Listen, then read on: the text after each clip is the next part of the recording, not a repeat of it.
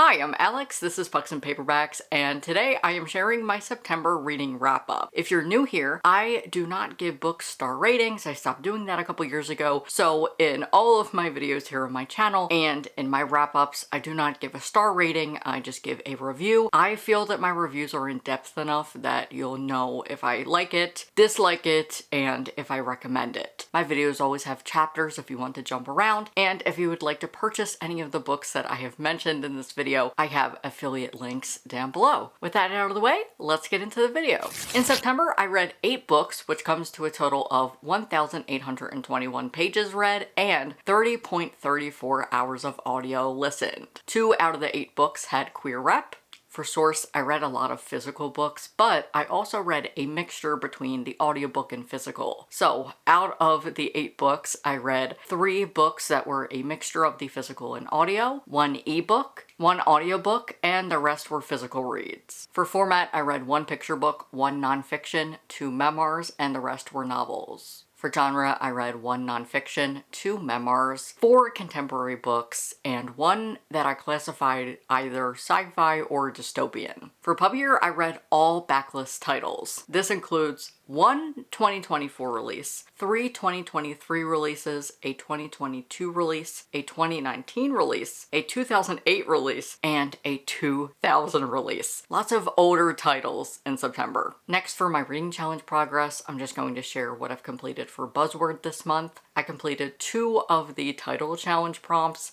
which were With and Event. For With, I read With or Without You by Eric Smith, and I really wanted to get to a novel for the events, but it was just not in the cards for me this month since I was working on a big reading vlog. So I was able to fit in a short picture book called Uncle Bobby's Wedding. That's it for my reading challenge progress this month. Now on to the books. Like I mentioned, I was working on a big reading vlog this month. I read books based on my favorite TV shows, so I will link that down below and have it at the end of the video as well. I read 6 books for this vlog. It was one of my biggest vlogs in a minute, probably since my Goodreads video where I believe I read 8 books. If you're new here and you haven't watched any of my reading vlogs yet, I'll link a playlist down below so you can catch up. Normally for my reading vlogs, I read 2 to 3 books. So reading 6 was a lot for me. Aside from that video, I was able to complete 2 other books, so I'm going to talk about them really quick, and then I will move on to all of the books I read for that vlog, and I will do some brief reviews. Starting with I Keep My Exoskeletons to Myself by Matt Crane. I was sent this by Catapult a couple years ago. All thoughts are my own. They just sent me a free copy to read and review. I started this back in June, but then I had the whole thing where my power was out for 4 days, and that made me very behind on books. I don't even know what happened, but I don't remember picking this back up. I was reading it for Patreon for my top members on Patreon and now Bindery. I post a spoiler reading vlog every month, or just a vlog of some sort. Lately it has been spoiler reading vlogs. I picked it out of my jar. I actually submitted this book when I filled up my jar at the beginning of the year. So I read this solely for Patreon because I was doing a spoiler reading vlog for it. That vlog is now up and it's on sale for $10, or you can just become a part of the Bookish bundle tier and you will get access to all of my spoiler reading vlogs. This is a sci-fi dystopian speculative fiction. Essentially, it's about a queer mother raising her daughter in a surveillance state. In the United States, not so unlike our own, the Department of Balance has adopted a radical new form of law enforcement. Rather than incarceration, wrongdoers are given a second and sometimes third, fourth, and fifth shadow as a reminder of their crime and a warning to those they encounter. Within the department, corruption and prejudice run rampant, giving rise to an underclass of so-called shadesters who are disenfranchised, publicly shamed, and deprived of civil rights protection. Our main character, Chris, is a shadester and a new mother to a baby born with a second shadow. Meanwhile, she's grieving the loss of her wife and the life she thought that they would have together. Honestly, I think this is a really great depiction of grief, and though I am not a parent, I think that this shows the complex and complicated reality of being a parent, but you have higher stakes as it is oppressed folks and a surveillance state. This is a heavy book for sure. A lot of things go on, but I enjoyed it. I liked the writing. I would say that's my favorite part. I don't think this is a new favorite of mine, but I understand I am probably not the target audience for it. I think this is for some people and not others. I might be some people. I just think this is way out of my comfort zone. So this shows a young mother struggling with grief and parenting, but as the kid grows, Chris finds her footing. But there's so much grief here where she wants to move on, but does she want to move on while her wife is deceased? I would say for the most part, I enjoyed it. I liked the messages and themes, especially the discussions of grief and shadesters. I thought that the shadester element was really interesting, especially learning how everybody got their shadows. But it really talks about incarceration because based on society's views, they view your shadow as bad. If you want to read a queer book that discusses incarceration and police as well as a surveillance state, I think that you'll enjoy this, especially if you like a literary fiction. This is me again saying maybe I shouldn't read literary fiction because it's not my thing, but I just keep picking it up because for some reason I think that I'm going to enjoy it. But I have found literary fiction that I enjoy. That's my thing with literary fiction, is like, this isn't a new favorite, but I liked it. I liked what it discussed. I liked how it was written. So I liked the book, but it wasn't a new favorite for me. I have their sophomore novel that Catapult also sent me. I started it back in the spring, but I never got around to finishing it. Based on my reading plans, I probably won't get to their sophomore novel till next year. Next, like I said, for Buzzword, I knew I wasn't going to get to a full-length novel, but I still wanted to complete the prompt so I wasn't behind. So I settled on a picture book. This is Uncle Bobby's Wedding by Sarah S. Brannon, illustrated by Luisa Soto. In this sweet picture book, we follow Chloe, who loves her Uncle Bobby. They do everything together. But when he gets engaged and is about to have a wedding, she's really scared. She worries that they're not going to do the things they used to do, and he's not going to have time for her. So he nips that in the bud very quickly by introducing his fiancée, and they grow a bond together. I thought this was really cute. It normalizes gay marriage, and Chloe gets to be in the wedding. Now we get to all of the books I read for that big reading vlog. Like I said, I'll link it down below and at the end of the video.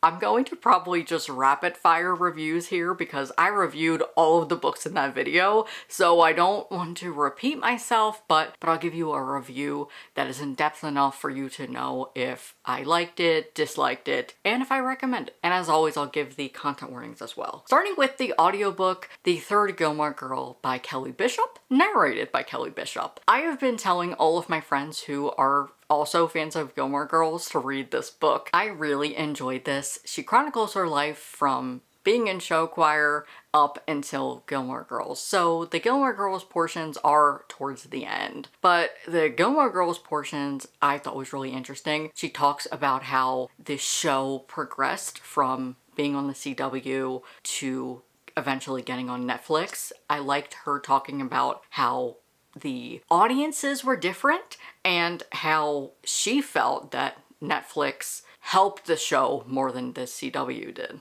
Of course, I liked hearing her background in acting. There were some things that she was in that I didn't know, including Dirty Dancing. But as this is a memoir, she talks about a lot of the relationships she was in, her family life, and I just thought this was really interesting. So I liked learning more about Kelly and her life, as I didn't know anything about her prior to reading this. If you're a fan of Gilmore Girls, I highly recommend this. Content warnings for death of both parents, individual, minor mention of physical and emotional abuse, cancer, divorce, alcoholism, abortion, drug use, grief, infidelity, mention of the HIV and AIDS epidemic, animal death, heart attack, and brief medical content. Next, I read Welcome to the Neighborhood by Lisa Rowe. This is probably not a surprise to anybody that I wasn't a fan of this. We follow Ginny, a single mother who lived in New York and she worked to make ends meet for her and her daughter Harry. She marries a rich man named Jeff and she suddenly moves to the suburbs and thinks that her life is going to be changed for the better. But when she is introduced to the PTA moms of the block, things go awry. Basically, this is Mean Girls for adults. I just don't really care much about suburban drama, and I also was just like, I can't bring myself to care much about a white woman in the suburbs. Yes, she did face a lot of hardships, but this just wasn't for me. I liked the character work, and it was a fun book to read. It was fast-paced. I just found for what I read, there was no return. I wish there was more of a mystery, because this is just a woman on the PTA dealing with the drama of the PTA moms, and that was really it. I didn't really care for it. The drama was fun, but besides that, I just felt myself finishing this book and being like, okay, what was the point of this? But again, this is not for me. I don't recommend this to my core audience. It has 2 mentions of Harry Potter, which just turns me off immediately. Content warnings for animal death on page, discussion of a sick animal, cancer, mention of dieting and fat-phobic language, bullying, infidelity, stealing, homophobia, 2 mentions of Harry Potter, and sexual harassment. I read a lot of books this month that had infidelity, so I hope that I can stop reading books about cheating because I don't like that. Next, I read my arc of With or Without You by Eric Smith. This book came out in 2023 and Eric sent me an arc, so thanks to him for sending this. Of course, all thoughts are my own. I read this for the Great Food Truck Race and I was very impressed. I'm definitely going to be reading more of Eric's books after this. This was my first time reading from him. I've had his books on my TBR for a while because he's from Philly. I thought he did an incredible job describing the city. He described the interior and exterior of the houses and just the camaraderie of the city. He encompassed Philly so well. The imagery was excellent. And I loved this a lot. It was a book that I wish I had had in high school because I was a pop punk kid, still am, but the mentions of the Wonder Years and some pop punk bands that I recognize made me very happy. This is a YA contemporary following Cindy and Jordan. They work at their family's food trucks and they are rivals. Their rivalry has gone viral, helping them with sales. Jordan's family runs a traditional cheesesteak truck. Meat, cheese, salt, and pepper, the way it is supposed to be done. Whereas with Cindy, Jordan describes her cheesesteak as a hoagie. So I cannot in good faith say that she runs a cheesesteak truck. She is from Boston and you don't put lettuce and vegetables on your cheesesteaks unless it's fried onions. Like, unless it's an onion, what are you doing? If you don't know, I'm from Philly, born and raised. I grew up in Northeast Philly and there's a debate over Philly people making cheesesteaks and anybody literally not from here making cheesesteaks. And there's just a whole thing. So we don't support people who make it wrong. If you're not from Philly, basically you make it wrong. As somebody from Philly, I could relate to a lot of the statements. I thought it was really funny. But little do we know, their rivalry is fake. Jordan and Cindy are actually in a relationship. Cindy doesn't care to be on her family's food truck. She just does it as a job. Her main passion is podcasting and reality TV. She has a popular podcast with her friends where they recap a reality TV show. Jordan, on the other hand, he wants to have his own food truck and go on a road trip. But they don't have the same aspirations. There's some miscommunication here, but I did enjoy the character development. One day while Cindy is working at the food truck, she's approached by a producer who produces reality TV shows in the city. The producer asks her if she and her family would be up to shooting a pilot for Cheesesteak Wars, a reality TV show following the rivalry between their food trucks. Both families are struggling financially. Jordan's family used to run a diner, and for Cindy, they moved from Boston to Philly because of financial troubles with their farm. So both families say yes because they need the money. There are a lot of shenanigans. This can be dramatic at times, but I think it does show how manipulative reality TV can be because they do approach the most vulnerable people. I read this for the Great Food Truck Race, and there was an element of a food truck competition called Truck Off. Any food truck who participated would be entered to win, I believe, $10,000, and Jordan entered because he wanted to try to win to go on his road trip. Overall, I really enjoyed this, and I can't wait to pick up more books by Eric. Content warnings for infidelity, debt, financial debt and struggles, mention and detailed descriptions of food. The next show I read for was Julie and the Phantoms. If you're not familiar with the show, it's a kid's show on Netflix produced by Kenny Ortega. It did only get one season, and I am still upset about it. Basically, we follow Julie Molina, who is grieving the loss of her mother, who passed away a year ago. They connected through music. They would sing and write and listen to music together. But since her passing, she has not touched her piano or music at all. She goes to a music school, so she has to continue to practice music in order to stay at the school. One day she is in her mom's studio cleaning some things out, and she finds a CD for a band called Sunset Curve.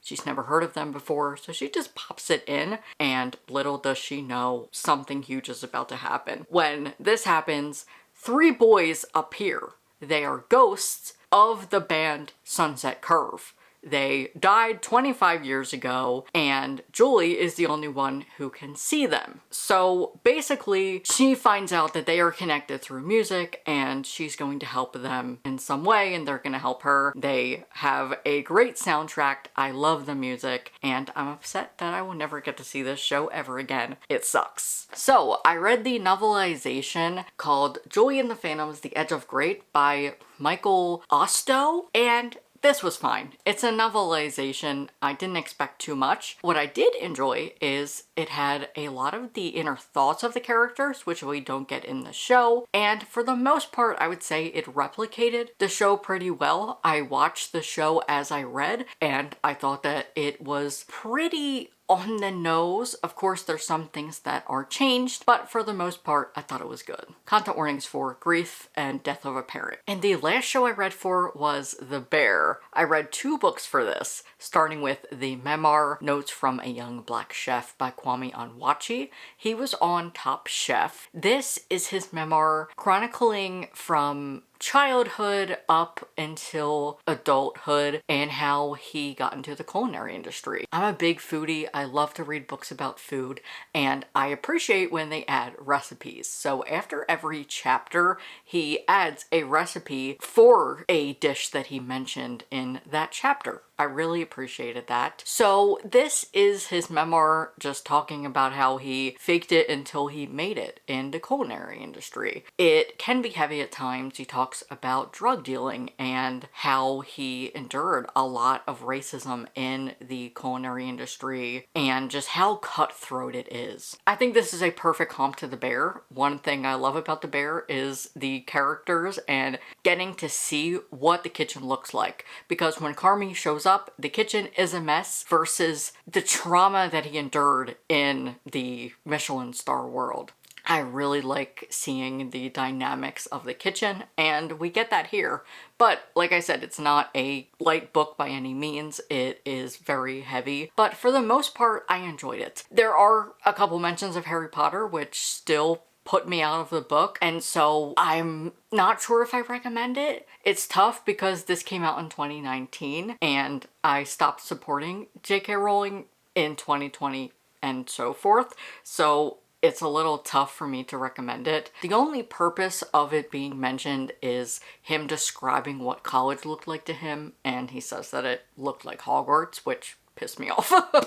But I understand it was 2019, but still, if you don't want to read a Harry Potter mention, I totally understand. Besides all of that, I think that this was a solid memoir, and I enjoyed what I read of it. I also listened to this on audio. It is narrated by Kwame, and I liked the narration. So yeah, this was good. I enjoyed it.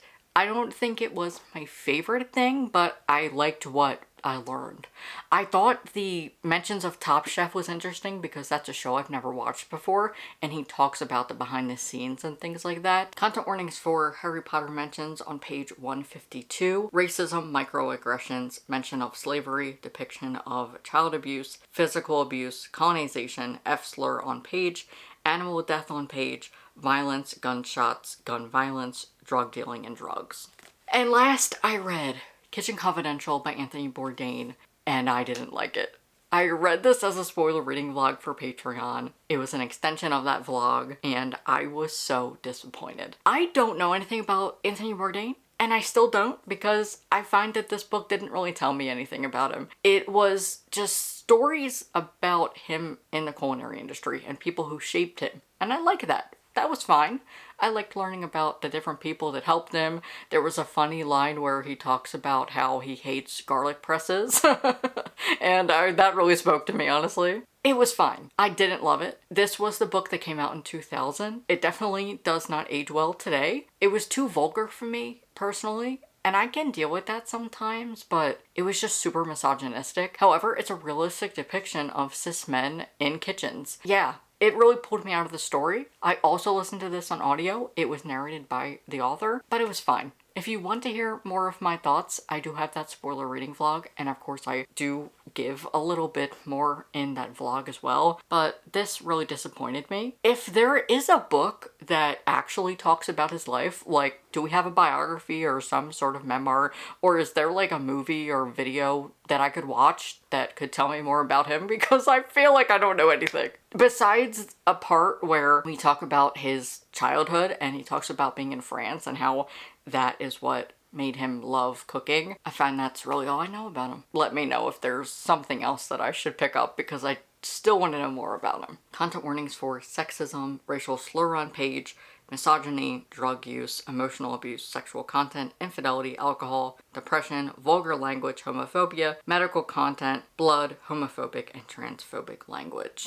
And those are all of the books I read in September. If you enjoyed this video, give it a like and leave a comment. Let me know what your favorite or least favorite book you read in September was, or you can just tell me what book you're looking forward to reading this month in October. If you don't feel like leaving a lengthy comment, you can just leave a book emoji. Thank you to my top patrons for their support this month. They funded my whole entire video in September, so I appreciate them so much. If you would like to support me, I am over on Patreon and now on Bindery. I will link the Bindery announcement down below if you missed it. And if you're free this weekend, over on my private Discord, I am hosting the first of many seasonal readathons. From Friday, October 17th to Monday, October 20th, I'm hosting a weekend readathon in my Discord. All you have to do is become a free member of my Patreon or Bindery.